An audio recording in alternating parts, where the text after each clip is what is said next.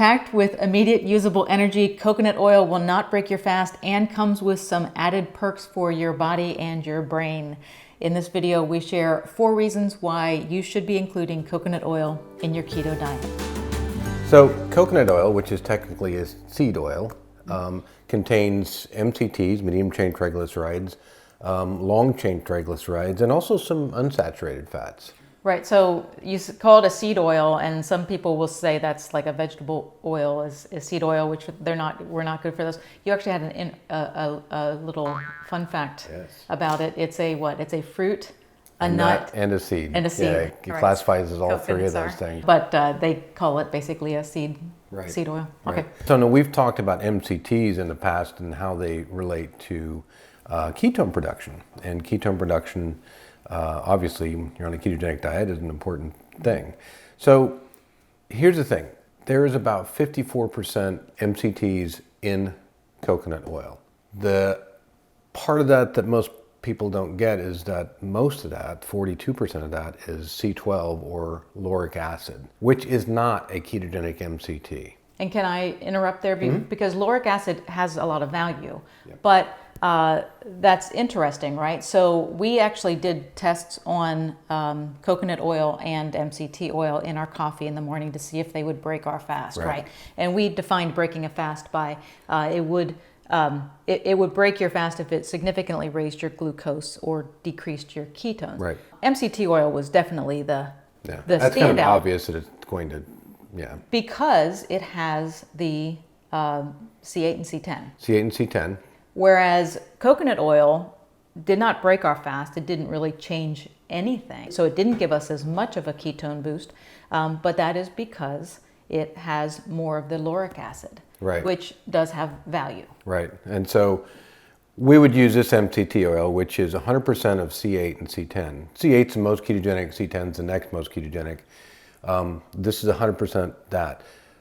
There's 12% of C8 and C10 in coconut oil, and the other part of the MCT is lauric acid. Now, lauric acid is C12, so it's a 12 carbon chain.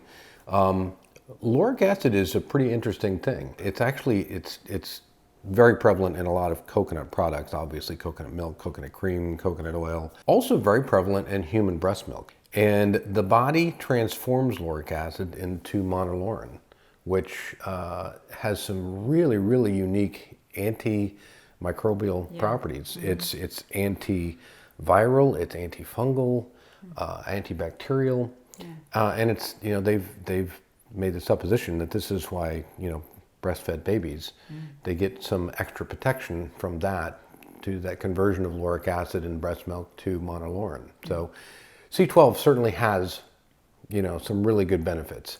Maybe not as ketogenic or not ketogenic at all as C8 and C10, but it's still good. Yeah. Coconut oil is also comprised of 100% fatty acids.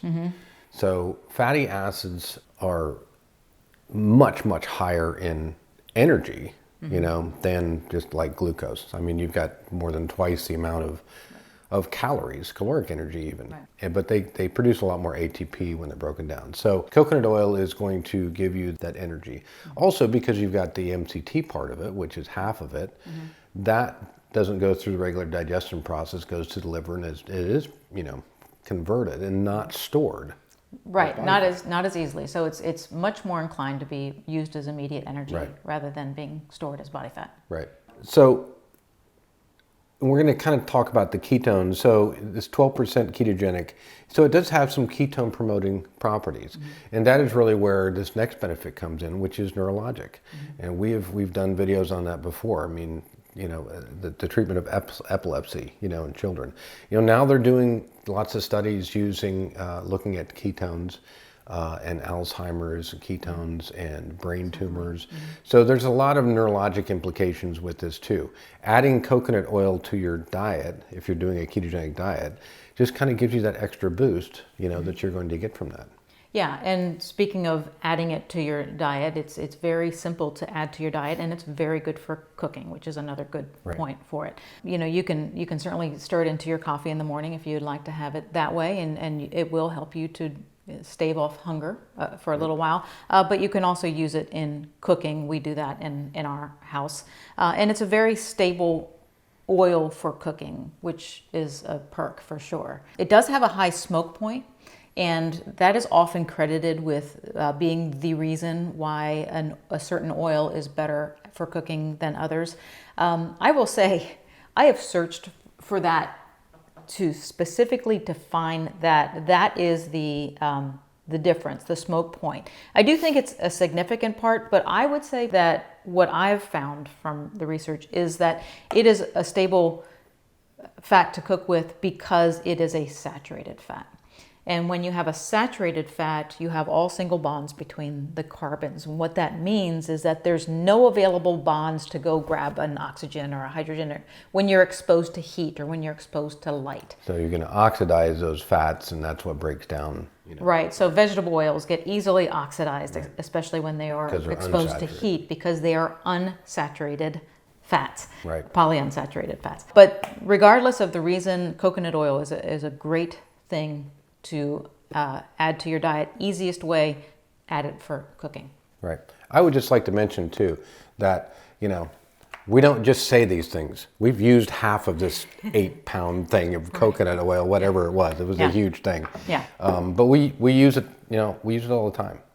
Yep. And we have, so. And when I was picking this up earlier, I got some on my hands and I put it on my skin. So. Which brings us to our bonus item, right? So actually I found out that coconut oil has been used quite successfully in treating acne, which seems very counterintuitive.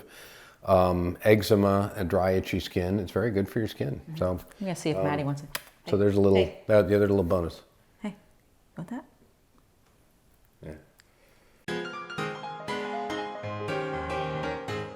Okay, Becky got distracted by Maddie, but I think that's kind of going to wrap up this one. Obviously, you can head over to the website. We've got the starter kit. We've got the low carb list, food list, lots of things that you can get over there, and will help you get started or kind of reinforce where you're at on your keto journey. Okay. All right.